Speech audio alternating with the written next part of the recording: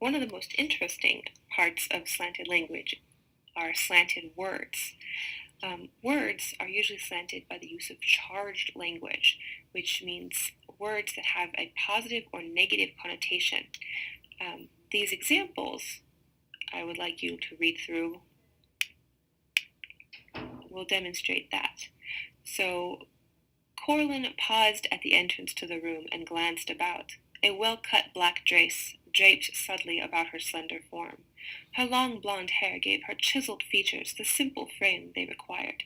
She smiled an engaging smile as she accepted a cigarette from her escort. As he lit it for her, she looked over the flame and into his eyes. Corlin had that rare talent of making every male feel that he was the only man in the world. Which most people would agree, Corlin sounds like a nice lady, right? If you look at the next one, Corlin halted at the entrance to the room and looked around. A plain black dress hung on her thin frame. Her stringy bleached hair accentuated her harsh features.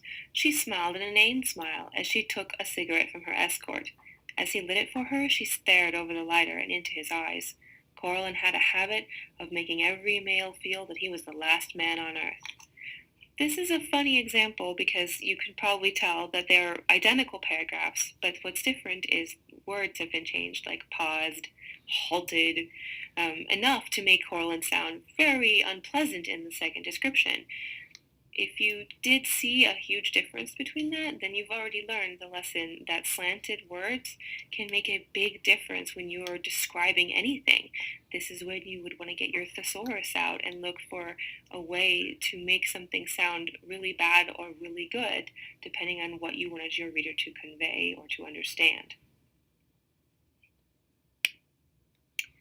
So you don't actually have to do this. I just thought you guys would like the pictures. But I did want to point out that slanted language is a tool. It can be used for good and it can be used for evil, like all tools.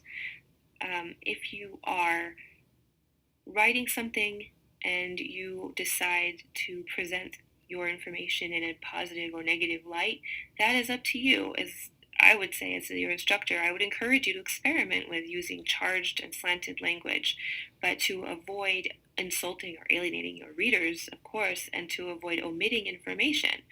It's fine to present things in line with how you feel about them. Another thing to consider, though, is that slanted language does include slanted facts. So if you've ever told a little white lie to spare somebody's feelings, that does fall under the category of, omitting information, and that's manipulative. But it's not, it just depends on your intention, in my opinion. These are topics for further debate, of course. And I've got this all right here too, but I mainly want you to be able to recognize slanted language so that you can examine other people's arguments, which is why I think looking at propaganda posters is great practice. It's a lot of them are so old that you don't necessarily need to worry about hurting anyone's feelings or being really upset about it. You can just look at how the language is behaving. And here we have a nice why, right? What would that mean? And the sad little bear with his burned foot. It's all very image heavy here.